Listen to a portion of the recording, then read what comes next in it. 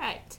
You should have picked out two different fabrics that kind of go together. And so I went through my scrap bin, and I'm going to use this green for the body of my locker pocket, and then I'm going to use this pink and green as the pocket and also the little straps that are going to be on top.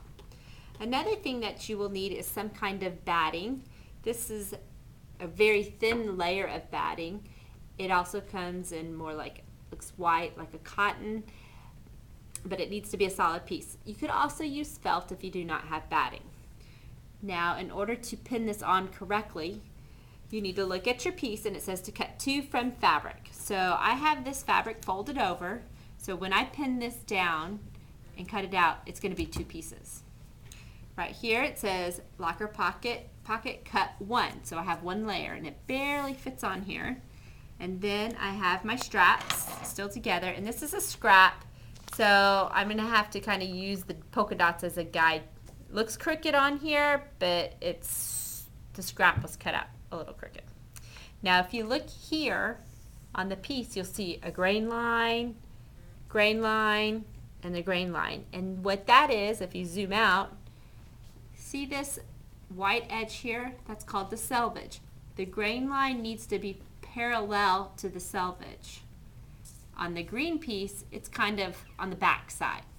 So you kind of want to use, and that's very important because these are the strongest threads.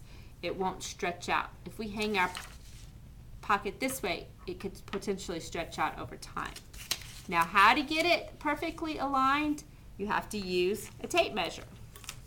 So I'm going to do one piece, and then we'll take a break, and then I'll show you how it should look in the end. But to do one, you're going to try to get it on there pretty evenly. And we're working with square pieces here, so it should be relatively simple. And you're going to go down and up. Okay, so I went down, picked some fabric up from the underneath, and then came back on top. Now what we're going to do is measure that. So we're going to measure from the grain line to the edge, and look, I'm right at 4. That was luck, but it could be 3.5, it could be 4.5. It doesn't matter if it's 4 or 7 or 2. Whatever it is, it needs to be the same down here. So that's pretty on. So I'm going to put my pin on the other end of the grain line. Now once you have your grain lines done, then you'll go ahead and pin your corners. And when you pin, make sure you do not let your pins hang over the edge of the the paper. See how that pin is kind of hanging over? Well, when we go and cut, you're going to dull my scissors. And we won't talk about that. I'm going to put another pin in. And another pin in. Now at this time, this is a good point for me to check your work and make sure you're doing everything accurately. You don't want to go pin all the way around and then I come around and say, oh, that's wrong. Let's take these out and redo it again. So what you need to do is get your grain lines measured on all 3 pieces and pin your corners.